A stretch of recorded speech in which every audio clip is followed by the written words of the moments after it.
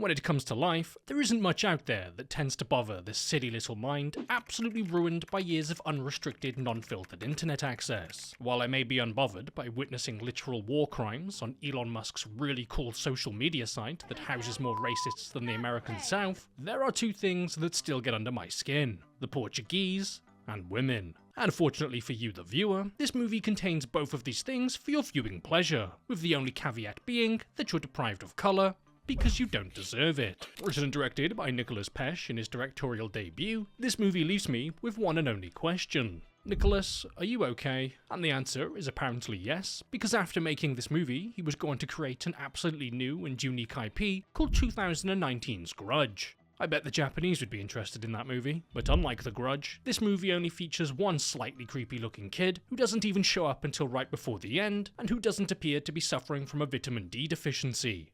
Where was I again?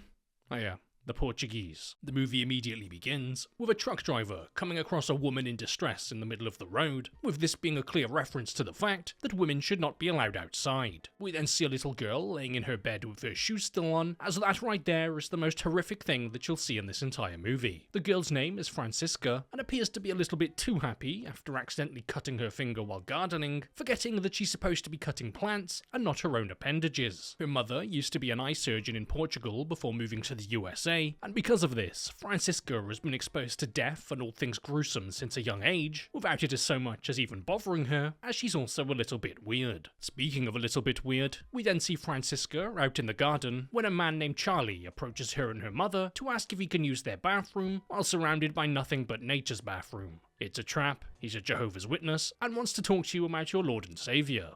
Oh, never mind. He just wanted to get some head. Some head to absolutely pummel the crap out with the butt of his gun. After taking Francisca's mother in the bathroom and bathing her except wrong, her father arrives home from work to discover the rather unfortunate mess in his house. His wife is dead, his child is weird, and now he's got a funny looking lodger. The father drags an unconscious Charlie into their barn, because if a barn was good enough for Jesus, then a barn is good enough for you. Before we then see him stressing about how in the world he's going to possibly clean up all of that mess. Oh, never mind. He has a child. Work smart, not hard, and procreate. Francisca's dad doesn't seem to be too pleased with Charlie, not because he killed his wife, but because he keeps making annoying noises from the barn, and it's distracting him while he's trying to conduct the strenuous task of watching TV, smoking cigarettes, and drinking beer. Luckily, Francisca, being the resourceful little girl that she is, goes to pay him a visit and ask him why he did what he did, with Charlie simply replying, because it feels great. So does hitting a 360 no-scope.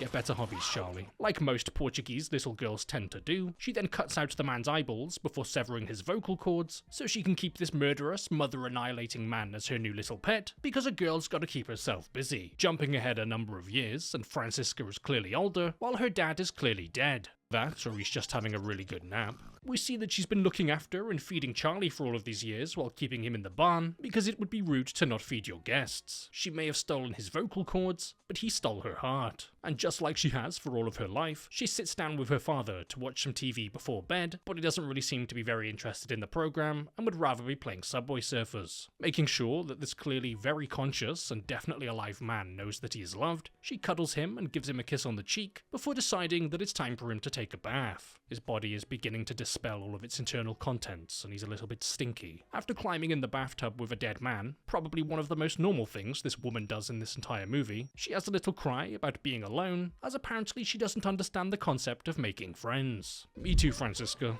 Me too. After sleeping next to him in bed, because he gets scared of the dark when alone, the next evening she decides to go and visit a bar. And despite being incredibly weird, she manages to bring another woman home with her. You see, incels? What's your excuse? Just be a lesbian. But just like an incel, Francisca almost immediately begins messing things up for herself by saying something wildly inappropriate and admitting to killing her father when being asked what happened to him. Rookie mistake, Francisca. Don't start admitting felonies till at least the second date. And now the woman's dead. Nice going, Francisca. But hey, when life gives you lemons, make human entrail soup, as Francisca then dissects and fills her fridge with the woman's insides, because it would be a shame to put them to waste. Alone once again, as she suffers from the obsessive compulsion of killing everyone around her, she then decides to head out to the barn to pay Charlie a visit, before leading him out of there for the first time in years and bathing him, as he hasn't been in a bath since that time he took one with Francisca's mother. After cleaning him, because boys are gross, she then takes him to her bedroom and proceeds to sleep with him, something which is rather ethically concerning.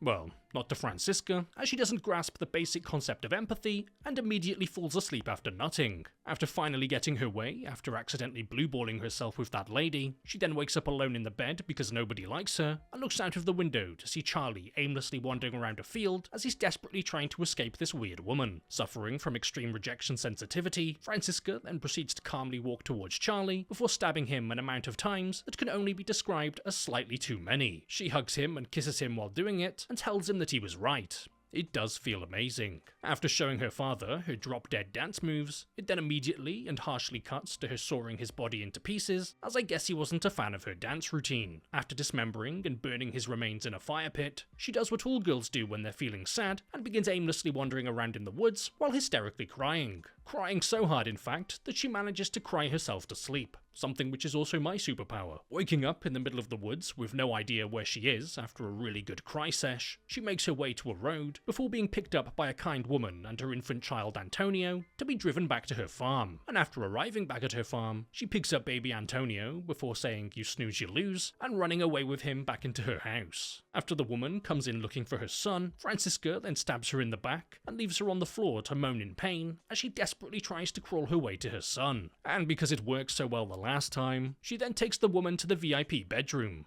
the barn, where she then severs her vocal cords and removes her eyeballs, because not only am I stealing your baby, but I'm also stealing your freedom, your ability to speak, and your ability to see. Just when she thought that she was going to be alone forever, she'd found herself a nice new happy family. 8 years then pass since the incident, and the woman is still being kept alive in the barn, where she's being fed and hydrated like an animal, as Francisca has been raising Antonio, with him believing that she's his mother, while being completely unaware of what's going on in the barn. But after seeing his mother go in and out of there day after day, one night, when not able to sleep, his curiosity gets the best of him, and he decides to go and investigate. And inside, he finds the chained-up woman, who he doesn't realize is his mother. After running away terrified due to her making weird woman noises, he confronts his mother about it the next day, and asks who the lady is in the barn. Something which Francisca doesn't elaborate on, because children are to be seen and not to be heard. So the next night, he decides once again to go and see the lady with his own eyes, before running away once again from the terrifying sight of a woman. But he didn't just run away this time, he released her chains from the wall. With it then looping back to the beginning of the movie, as the woman is then walking down the road, dragging the chains as she goes, before being discovered by the truck driver. Realizing that her pet woman is gone, that night Francisca decides to do the incredibly normal thing known as digging up her deceased mother for a cuddle, before asking what she's supposed to do. And after a really cathartic chit-chat, she then begins walking back to her house to see multiple cars as they begin descending onto the property. She runs back to the house as the police kick open the door, and she sits in the corner shielding Antonio while wielding a knife, before the movie then comes to an end after the sound of a single shot is fired.